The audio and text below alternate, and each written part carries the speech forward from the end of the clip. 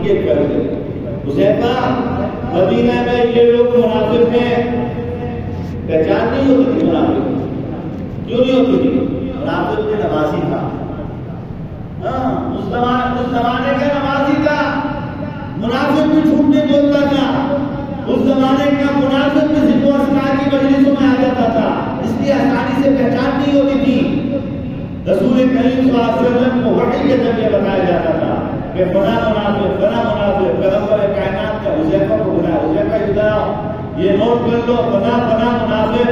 اگر میرے پاس کوئی معاملہ ایسا آئے کہ ان پہ بات کر بتا دینا کہ یہ منافق ہے، ویسے نہ بتانا، یہ راز ہے. ٹھیک ہے یا رسول اللہ. اللہ کے حبیب علیہ السلام نے دنیا سے بدر فرما گئے. دنیا پیغمبر کائنات کے وجود اقدس سے معلوم ہو گئی. ایک دن حضرت عمر فاروق رضی اللہ تعالیٰ حذیفہ ابن یمان کے پاس جا رہا ہے. حذیفہ مجھے پتا ہے تم رسول اللہ کے رازدار ہو. حذیفہ مجھے پتا ہے تمہیں رسول اللہ نے ایک فہرست دی تھی کہ جس میں منافقوں کا نام لکھا تھا. حذیفہ میں نہیں پوچھوں گا کیونکہ رسول اللہ کا راز فاش ہو جائے گا، کیونکہ رسول اللہ نے تمہیں لکھوائے تھے نا.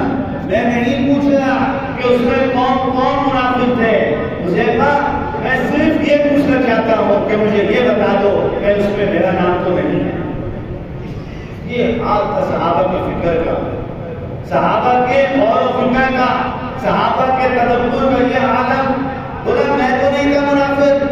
حضرت عمر فاروق جیسے صحابی مجھے حذیفہ مجھے بتاؤ اس فہرست میں میرا نام تو نہیں ہے.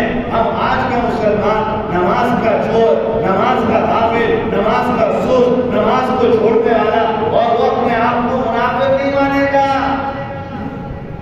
رسول کریم صلی اللہ علیہ وسلم نے ارشاد فرمایا، آپ حدیث اٹھا کے پڑھیں. میں نے جس بات کو شروع کیا کہاں سے؟ اتلو ما اوحی الیک من الکتاب واقم الصلاۃ. نماز قائم کرو، ان الصلاۃ تنہی عن الفحشاء والمنکر. کبھی میں نے شروع نہیں کی بات، میں عرض کروں آپ کی جس نماز قائم نماز کہاں ہے؟ نماز گھر کا حال.